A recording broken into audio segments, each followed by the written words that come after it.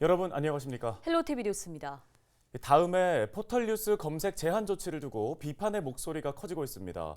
제휴사가 아닌 언론사 뉴스는 포털에서 노출조차 되지 않다 보니 지역 언론은 존폐의 위기까지 느끼고 있습니다. 네, 국회에서도 이 문제를 두고 토론회가 열렸는데요. 어떤 이야기들이 오갔는지 이세진 기자가 정리했습니다. 포털에서 잘 안 보이던 지역 언론이 이제는 검색하면 아예 보이지 않게 돼버린 현실이 되었습니다. 다음이 포털뉴스 검색 대상을 제휴사로 한정하면서 큰 파장을 불러왔습니다. 지역 언론은 아예 고사 위기라는 말까지 나옵니다. 다음 포털에서는 기사 유통 자체가 불가능해졌습니다. 그래서 문제는 다음도 타격이 크지만 만약 네이버가 그 뒤를 잇는다면 어떻게 될까? 그때는 아마 패닉에 가까운 혼란이 지역 언론의 현장에 발생할 때 자명합니다. 시민단체도 문제의식에 공감했습니다. 지역민 알 권리를 위해 정부 차원의 규제가 필요하다는 지적도 나왔습니다. 자기업의 행포에 시민들의 알 권리가 침해받은 것이거든요. 자기업이 이런 행포를 부리면 이런 독점적 행위에 대해서는 당연히 규제가 뒤따라야 되는 거 아니겠습니까? 다만 규제를 두고는 부작용을 우려하는 시선도 공존했습니다. 차라리 검색 제휴를 없애거나 제휴사 운영 방식을 탄력적으로 해야 한다는 제언도 있었습니다. 검색 제휴를 지금처럼 이렇게 비공식 시장이 되고 한다고 그러면 차라리 폐지하는 게 낫다. 그리고 그 카카오 같은 경우는 검색 제휴에 국한하지 말고 기본 값을 갖다가 알고리즘을 통한 노출을 해주는 게 맞다고 보는데요. CP의 문제도 지금 2년이나 3년 내에 기간계약제로 바꿔야 되지 않나 싶습니다. 이번 논의 자리를 마련한 인천 지역 정치권은 향후 정치권 차원에서도 개선 방향을 찾겠다고 덧붙였습니다. 장기적으로는 포털을 너무 의존해서 뉴스가 전파되고 있는 구조 자체를 개선할 수 있는 보다 획기적이고 시대의 흐름에 맞는 유통구조를 만들어내야 되지 않을까 이런 것도 같이 고민하고요. 또 한편으로는 풀뿌리 민주주의를 흔드는 부분이 어떤 정치적인 영향력에 의해서 발생할 여지가 있다면 그런 것들은 반드시 정치권에서 개선해. 다음에서 촉발된 이번 조치가 포털 전체로 확대될 경우 더 큰 피해를 볼 수밖에 없다는 게 지역 언론들 사이의 중론. 지역민 목소리를 대변해온 지역 언론의 존폐 문제가 담긴 만큼 이제라도 연대 목소리를 내야 한다는 지적입니다. 헬로티비 뉴스 이세진입니다.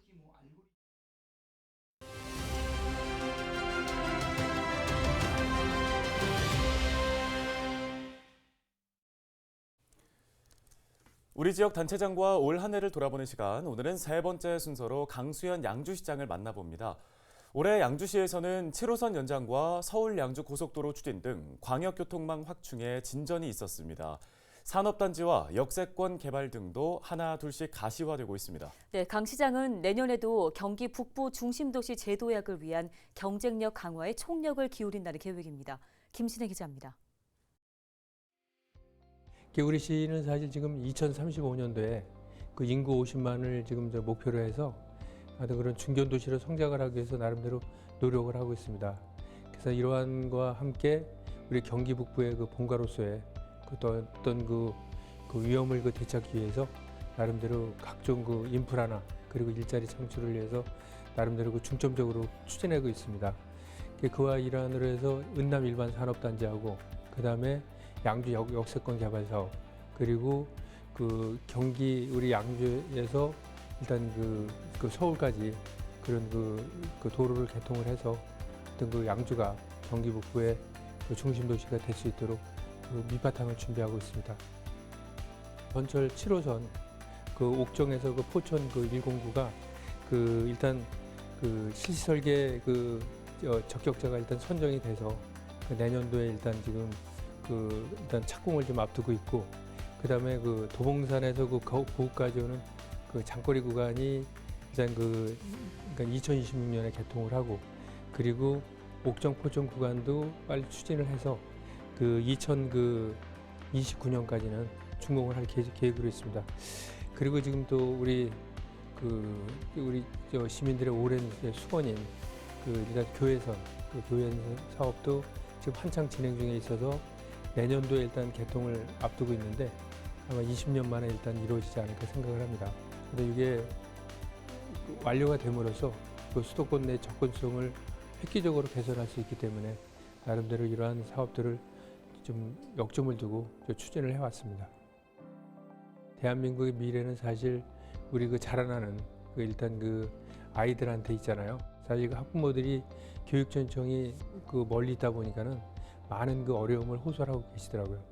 그래서 아무튼 요거를 저희가 마무리하기 위해서 뭐 작년에도 그렇지만 그 교육감도 직접 찾아가 뵙고 건의도 하고 했는데 이번에도 사실 이제 그 뜻을 이루기 위해서 우리 범시민 서명운동을 전개를 했습니다. 그래서 그 지난달인가요?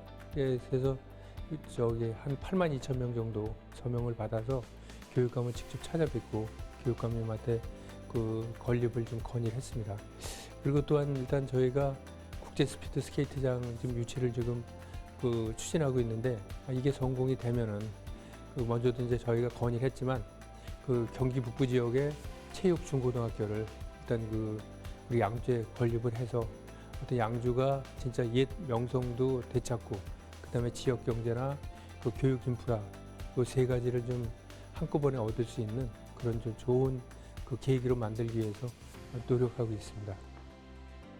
사실 뭐 지금 제가 우리 시민들한테 그 그러니까 시민들한테 약속한 이 공약사항도 121개나 되는데 하여튼 뭐 그런 부분들도 이행을 해야 되고 일단 지금 뭐 여러 가지로 어렵기 때문에 그 선택과 집중을 통해서 지금 제가 올해 우리가 그 부지 그 일단 선정을 한 그 광역 그 공동형 장사시설 건립도 추진을 하고 그다음에 저희 사실 양주에는 종합병원이 없거든요. 그래서 지금 종합병원을 그 유치하기 위한 거를 갖다가 지금 규제하고 있는 그 중질 여건도 지금 우리가 의정부 권역으로 돼 있는데 그것도 양주 별도로 분리를 하는 그런 사업들을 좀 적게 추진을 해서 또 시민들 불편도 해결해 드리고 기회발전 특구도 지정이 되고 그다음에 국제 스피드 스케이트장도 유치를 하고 하여튼 최선을 다하겠습니다. 하여튼 시민들과 함께 그 소통, 그다음에 공정, 변화 그리고 도약 시민이라는 5대 시정 목표를 어떤 그 바탕으로 해서 어떤 양주시가 잘 살 수 있고 또 양주 시민 모두가 함께 어떤 그 도약하는 양주를 만들어 가는데 최선의 노력을 다하도록 하겠습니다.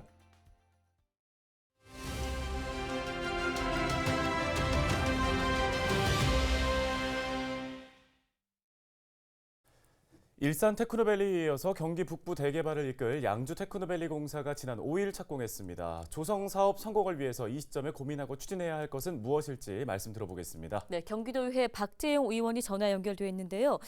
경기 북부 단일 도시 첨단 산단 중에는 지금 최대 규모입니다. 어떤 기대들이 가능한지 좀 설명해 주실까요?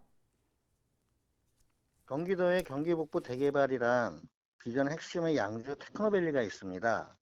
섬유 등 양주 지역 특화 산업의 IT 기술 등을 융합하고 디스플레이, 모빌리티 등 첨단 신산업을 육성하는 등 경기 북부 대개발의 신호탄이 되기를 바라고 있고 경기 북부 특별자치도의 혁신 성장을 견인할 게임 체인저가 되기를 기대하고 있습니다. 네, 혁신센터 설립을 또 강조하셨는데요. 이게 어떤 건가요?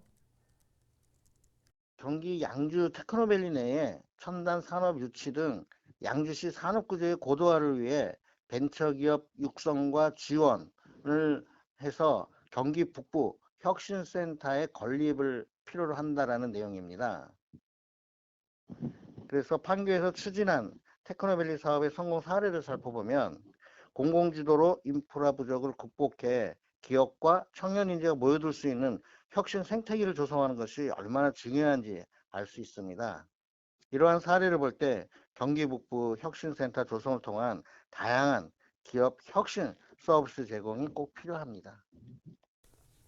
네, 그럼 앞으로 경기도가 이와 관련해서 어떤 응답을 좀 해야 한다고 보시는지요? 혁신센터 설립을 위한 구체적인 사업 계획과 예산을 마련하고 또 인허가 절차 이행에 적극 협조해야 할 것입니다. 또 센터가 양주 테크노밸리에 입지가 가능하도록 토지 이용계획 반영 등을 검토하고 필요한 조치를 할 때입니다. 허허벌판이던 판교 테크노밸리의 경기도 지원으로 건립한 경기 남부 창조경제혁신센터가 판교 신화를 이끌어냈듯이 양주 테크노밸리의 경기 북부 혁신센터가 제2의 판교 신화를 이루기를 염원하는 경기 북부 360만 도민의 기대에 경기도의 적극적인 행정을 촉구합니다. 네, 오늘 말씀 여기까지 듣겠습니다. 경기도의회 박재용 의원이었습니다.